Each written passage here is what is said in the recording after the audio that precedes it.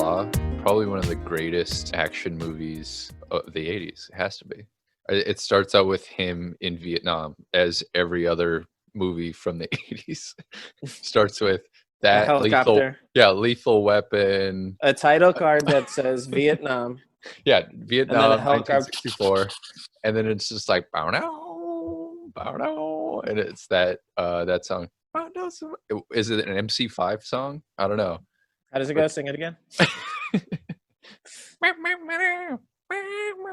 And it's like some black soldier with like a stubby cigar sticking out of his mouth, not lit, and he's just like, yeah, look out the east side of the helicopter, that's our country right there. And they all look down, and it's just like some sweaty white kid who's like got a helmet that's 3 size too big for his head, and Big he's Drew looking Carey glasses. It's him and this other guy. They're in the jungle, and a commander basically tells him to do some war crimes, and Steven Seagal is just like, I don't think so. I don't think that's right.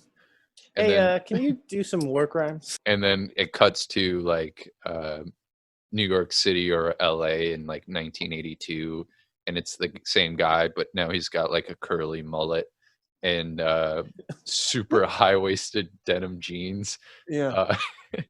And he's like a cop, obviously.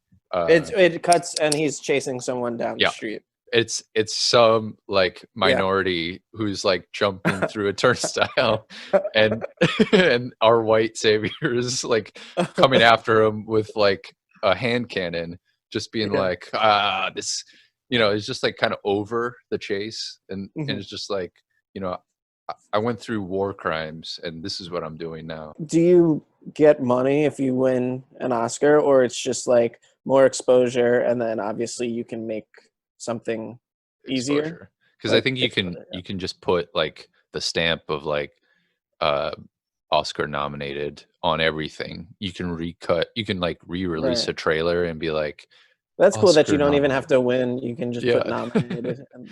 I feel like because there are so many categories too, you could just start putting that on stuff and people wouldn't even really bat an eye, which is why they started doing like, I always remember when they were like, from the producers of Anchorman or whatever, and you're just like, what? Who cares? I like from the twisted minds that brought you.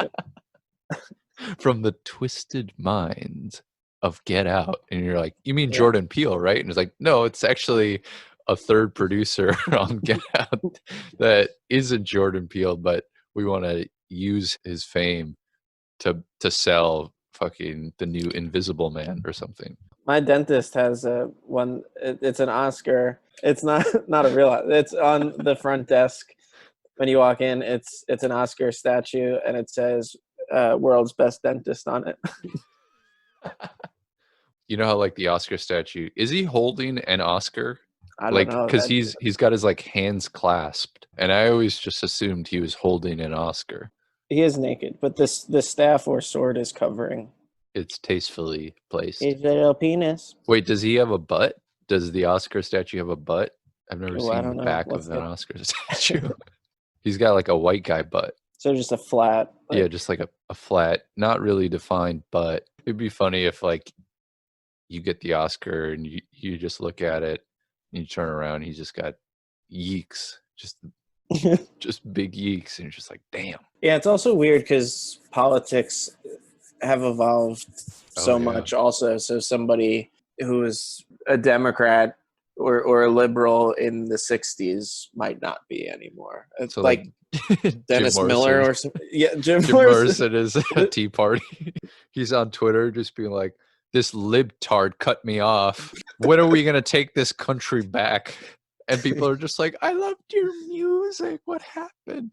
And his slogan is "People are strange." You're like in charge of a big company, and you're trying to reassure the is this through an email where it's just like, hey, it's Tom, the CEO of the company, of the email you're receiving. Hey, friends, what an interesting time we've all lived in, and it's important to understand that we're all gonna get through this together. And then what gif would you put?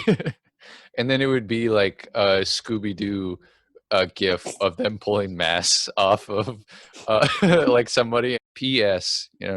Have a laugh because it's important for your health. And then I would be like, that's a company order. There's this one guy who somebody like slipped him Viagra. Wait, slipped who? That was a prank, or like told him it was Vicodin or something like that. I don't know what. Oh my god, what happened? But he was. I know the rumor was going around school, and when we saw him, he was covering his crotch with his book bag. I can't imagine what a juiced up, horny teenager on Viagra would feel like. Like someone whose hormones are already at 1,000, and then you give him the thing Hugh Hefner would take to have sex with all of his playmates when he's 75. And then Robert De Niro says it. I remember this. He's like, "So when can you say the N-word?" Yeah. And he's just like, and the black guy's like, when we say it's okay. Yeah. Cut to them in karaoke, and then before he says the N-word in the song, he's like, "Can I say it?" to the audience, and the audience is like, "Yeah." And then Robert De Niro proceeds to say nigga multiple times. And then as he's finished with the song, he walks out.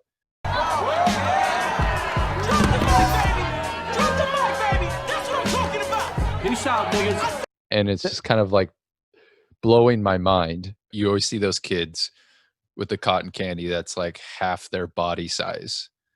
And they're just like full handfuls of cotton candy, and then just like once it gets wet, it just becomes this refined sugar that like cakes everything. It's all sugar. What are you giving to your kid where it's like I would just, my kid, if I had a kid, no sugar for it. No sugar for it. No sugar for it. Sugar makes kids crazy, and I don't want a crazy kid.